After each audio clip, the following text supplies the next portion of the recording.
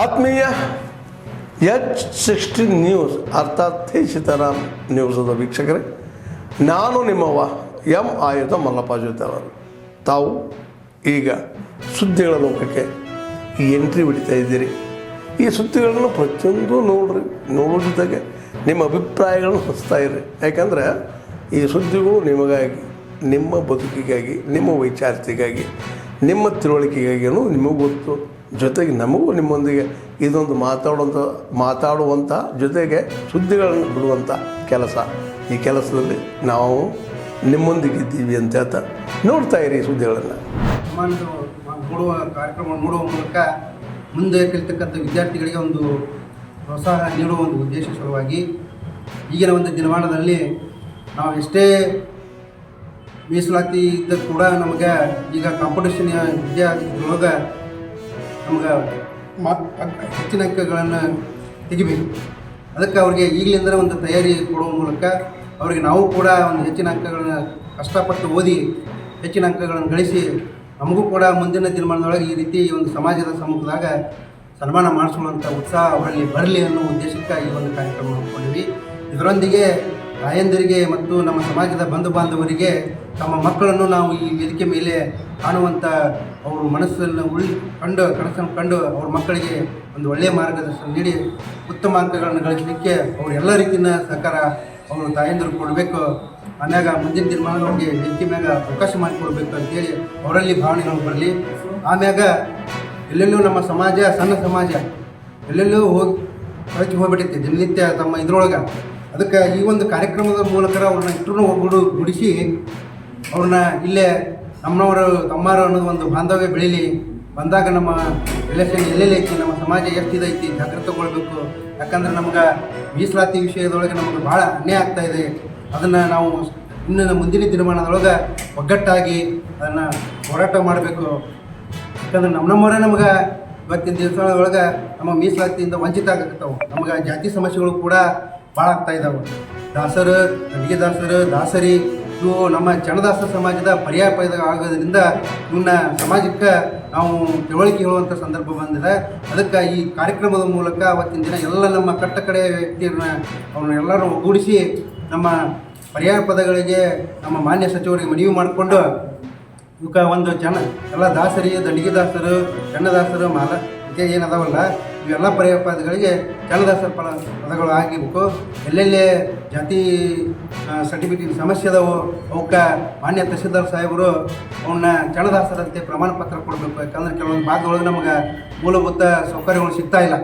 ನಮ್ಮನ್ನು ನೀವು ಪರಿಶಿಷ್ಟ ಜಾತಿಯವರು ಅಲ್ಲ ಅಂಥೇಳಿ ನಮ್ಮನ್ನು ದೂರ್ತಾ ಇದ್ದಾರೆ. ನಮಗೆ ಚುನಾವಣೆ ನಿಲ್ಲಕ್ಕೂ ಕೂಡ ನಮ್ಮವರೇ ನಮಗೆ ಇವರು ಚನ್ನದಾಸರವರಲ್ಲ ಅಂತೇಳಿ ನಮ್ಮ ವಿರುದ್ಧ ಹೇಳಿಕೆ ಕೊಡುವಂಥ ನಮ್ಮನ್ನು ರಾಜಕೀಯದಿಂದ ಶೈಕ್ಷಣಿಕವಾಗಿ ನಮ್ಮನ್ನು ತುಳಿತಾ ಇದ್ದಾರೆ. ಅದಕ್ಕೆ ಮಾನ್ಯ ಮನೆಯವರಲ್ಲಿ ಮುಖ್ಯಮಂತ್ರಿಗಳು ಒಬ್ಬ ಹಿರಿಯ ರಾಜಕಾರಣಿ ಅವರು ಕಳೆದ 2.5 ವರ್ಷ ಒಂದೇ ಸ್ಲೋಗನ್ ಹೇಳ್ತಾರೆ, ನಾನು 5 ವರ್ಷ ಪೂರ್ಣ ಮಾಡ್ತೀನಿ, 5 ವರ್ಷ ಪೂರ್ಣ ಮಾಡ್ತೀನಿ. ಅವ್ರು ಎಷ್ಟು ಸತಿ 5 ವರ್ಷ ಪೂರ್ಣ ಮಾಡ್ತೀನಿ ಅಂತಾರೆ ಅಷ್ಟು ಜನರಿಗೆ ಸಂಶಯ ಬರ್ತದೆ. ಅವರು ಹೇಳೋ ಅವಶ್ಯಕತೆ ಇಲ್ಲ ಡೈಲಿ. ಮತ್ತು ಇನ್ನೊಂದು ಮಾತನ್ನು ಅವರು ಮೊನ್ನೆ ದಿಲ್ಲಿಯಲ್ಲಿ ಹೇಳಿದ್ದಾರೆ, ಈ ಒಪ್ಪಂದ ಆಗಿಲ್ಲ ಅನ್ನುವಂಥ ಮಾತನ್ನು ಹೇಳಿದ್ದಾರೆ. ಈ ಒಪ್ಪಂದ ಆಗಿತ್ತು ಇಲ್ಲೋ ಅನ್ನೋದು ನಮಗೆ ಗೊತ್ತಿಲ್ಲ.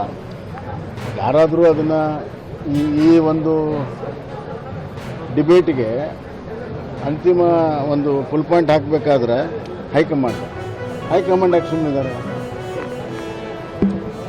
ಹೈಕಮಾಂಡ್ ಅಂದರೆ ಸುರ್ಜೇವಾಲಾ ಹೈಕಮಾಂಡ್ ಅಲ್ಲ. ರಾಹುಲ್ ಗಾಂಧಿಯವರು ಅಥವಾ ಖರ್ಗೆ ಅವರು ಯಾವುದೂ ಒಪ್ಪಂದ ಆಗಿಲ್ಲ, ಅವ್ರು 5 ವರ್ಷ ಇರ್ತಾರೆ ಅಂದರೆ ಈಗ ಮುಗಿದು ಹೋಗ್ತದೆ. ಅವ್ರು ಹೇಳ್ತಾ ಇಲ್ಲ, ನಾನೇ ಮುಂದುವರಿತೀನಿ ಅಂತ ಇವರೇ ಹೇಳ್ತಾರೆ. ಇದೇನು ಹೊಸದೇನು ಹೇಳಿಲ್ಲ ಅವರು. ಇಲ್ಲಿ ಬೆಂಗಳೂರಾಗೇನು ಹೇಳಿದ್ರು ಅಲ್ಲಿ ಹೋಗಿ ಹೇಳಿದ್ದಾರೆ ಅಷ್ಟೇ. ಇದರಿಂದ ಈ ಕಾಂಗ್ರೆಸ್ಸಿನ ಆಂತರಿಕ ಸಮಸ್ಯೆ ಬಗೆಹರಿತಿದೆ ಅಂತ ನನಗೇನು ಅನಿಸೋದಿಲ್ಲ. ಇದು ಹಿಂಗೇ ಇರ್ತದೆ. ನಮಗೆ ಕಾಡ್ತಿರುವಂಥ ಪ್ರಶ್ನೆ ಅವ್ರು ಯಾರಾದರೂ ಮುಖ್ಯಮಂತ್ರಿ ಮುಂದುವರಿಲಿ, ಇನ್ನೊಬ್ಬರಾಗಲಿ, ನಮ್ಮ ಸಮಸ್ಯೆ ಇಲ್ಲ. ಬಟ್ ಕರ್ನಾಟಕದ ಆಡಳಿತ ಸಂಪೂರ್ಣವಾಗಿ ಹದಗೆಟ್ಟು ಹೋಗಿದೆ. ಇವ್ರ ಟ್ಯಾಕ್ಸ್ ನಮ್ಮ ಕುರ್ಚಿ ಉಳಿಸ್ಕೊಳ್ಳೋ ಸಲುವಾಗಿ ಇವರೆಲ್ಲ ಸರ್ವ ಪ್ರಯತ್ನಗಳಿದೆ ಹೊರತಾಗಿ ರಾಜ್ಯದ ಜನರ ಅಭಿವೃದ್ಧಿ ಆಗಲಿ ಅಥವಾ ಅವ್ರ ಸಂಕಷ್ಟದಲ್ಲಿ ಸಿಕ್ಕಾಗ ಅವ್ರಿಗೆ ನೆರವು ಮಾಡುವಂಥದ್ದಾಗಲಿ ಯಾವುದೇ ರೀತಿಯ ಕೆಲಸ ಕಾರ್ಯಗಳು ನಡೀತಾ ಇಲ್ಲ. ಅಧಿಕಾರಿಗಳು ಸಂಪೂರ್ಣ ನಿಷ್ಕ್ರಿಯಾಗಿದ್ದಾರೆ. ಭ್ರಷ್ಟಾಚಾರ ತುಳುಕ್ತಾ ಇದೆ. ಕರ್ನಾಟಕದ ಜನ ಇಡೀ ಶಾಪ ಹಾಕ್ತಾ ಇದ್ದಾರೆ.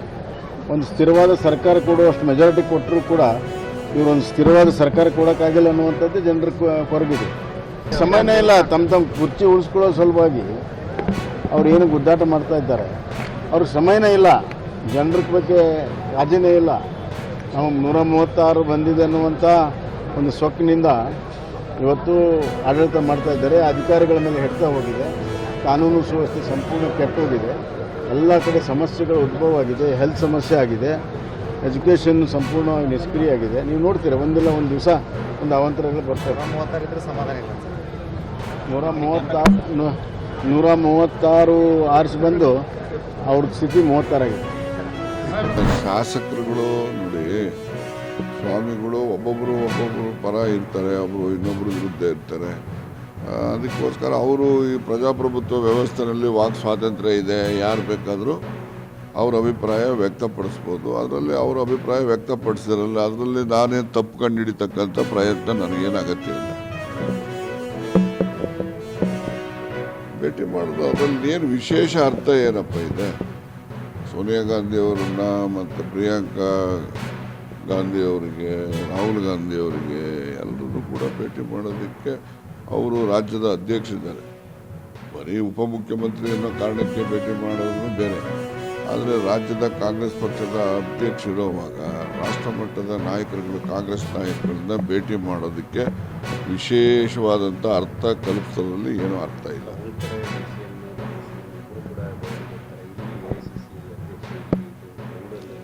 ಅವರೇನೋ ವೈಯಕ್ತಿಕ ಒಂದು ದಿವಸದ ಕೆಲಸ ಇತ್ತು, ಅವ್ರಿಗೆ ಬಂದರು. ಮತ್ತು ಸಂಜೆನೇ ಹೋದರು.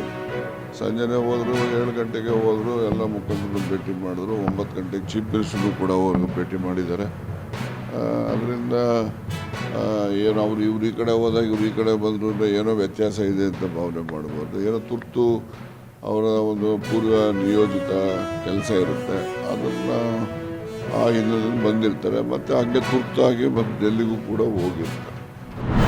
ಅಂಥದ್ದಲ್ಲಿ ಪ್ರಭಾಕರ್ ಅವರು ಎಲ್ಲರ ಜೊತೆಯಲ್ಲೂ ಚೆನ್ನಾಗಿ ಇಟ್ಕೊಂಡು ಒಳ್ಳೆ ರೀತಿಯಲ್ಲಿ ಸಹಕಾರ ತಗೊಂಡು ಇನಾಮಿನೇಷನ್ ಯಾವುದೇ ಇದರಿಂದಲೇ ಅವರು ಆಯ್ಕೆಯಾಗಿದ್ದಾರೆ. ಅವ್ರಿಗೂ ಕೂಡ ನಾನು ಸ್ವಾಗತವನ್ನು ಕೋರ್ತಾ, ನಮ್ಮ ಕ್ಷೇತ್ರದ ಜನಪ್ರಿಯ ಶಾಸಕರು ಹಾಗೂ ಕರ್ನಾಟಕ ರಾಜ್ಯದ ಗೃಹ ಸಚಿವರಾದ ಡಾಕ್ಟರ್ ಜಿ ಪರಮೇಶ್ವರ್ ಅವರ ಆಶೀರ್ವಾದ ಮತ್ತು ಕ್ಷೇತ್ರದ ಅಭಿವೃದ್ಧಿಗೆ ಪ್ರಭಣ್ಣನವರ ಸಹಕಾರ ಎಲ್ಲರನ್ನ ತಗೊಂಡು ಇನ್ನೂ ಈ ಜಟ್ಟಿ ಅಗ್ರಹಾರ ಗ್ರಾಮ ಪಂಚಾಯತಿನಲ್ಲಿ ಅಭಿವೃದ್ಧಿ ಕಾರ್ಯಗಳನ್ನ ಮಾಡೋದಕ್ಕೆ ಪಕ್ಷಾತೀತವಾಗಿ ಎಲ್ಲ ಸದಸ್ಯರು ಒಮ್ಮತವಾಗಿರೋದ್ರಿಂದ ತುಂಬ ಖುಷಿಯಿಂದ ಇಲ್ಲಿ ಈ ಭಾಗದಲ್ಲಿ ಇನ್ನೂ ಅಭಿವೃದ್ಧಿ ಮಾಡೋದಕ್ಕೆ ಸಂತೋಷ ಆಗುತ್ತೆ.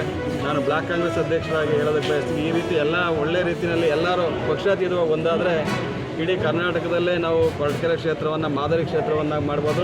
ಎಲ್ಲೂ ಆಗಿಲ್ಲದೆ ಇರ್ತಕ್ಕಂಥ ಕೆಲಸ ಡಾಕ್ಟರ್ ಜಿ ಪರಮೇಶ್ವರ್ ಅವರು ಈ ಕ್ಷೇತ್ರದಲ್ಲಿ ಮಾಡ್ತಾ ಇದ್ದಾರೆ. ಹಾಗಾಗಿ ನಾವು ಅವರಿಗೆ ಯಾವಾಗಲೂ ಕೂಡ ಆಭಾರಿಯಾಗಿರ್ತೇವೆ ಅಂತ ಹೇಳ್ತಾ, ಈ ಅಧ್ಯಕ್ಷ ಚುನಾವಣೆಗೆ ಸಹಕರಿಸಿದಂಥ ಎಲ್ಲ ನಮ್ಮ ಪಕ್ಷದ ಮುಖಂಡರುಗಳು ಕೂಡ ನಾನು ಅಭಿನಂದನೆಗಳನ್ನ ಸಲ್ಲಿಸುತ್ತೇನೆ. ಆದ್ಮೇಲೆ ಎಲ್ಲ ಸುದ್ದಿಗಳನ್ನು ನೋಡಿದ್ರಲ್ಲ, ಏನು ಅನಿಸ್ತು ನಿಮಗೆ?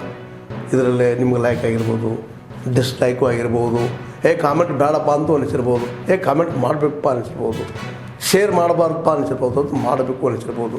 ಏನಾದರೂ ಆಗಲಿ ಶೇರ್ ಮಾಡ್ತಾಯಿರಿ, ಈ ನ್ಯೂಸ್ಗಳನ್ನ ಹಂಚ್ತಾ ಇರಿ, ಜೊತೆಗೆ ಇದಕ್ಕೆ ಸಬ್ಸ್ಕ್ರೈಬ್ ಆಗ್ತಾಯಿರಿ ಅಂತ ಹೇಳ್ತಾ, H16 ನ್ಯೂಸ್ ಅರ್ಥಾತ್ ಹೇ ಸೀತಾರಾಮ್, ಇದು ಸತ್ಯದ ಕೈಗೆ ನಡಿ. ವಂದನೆಗಳು.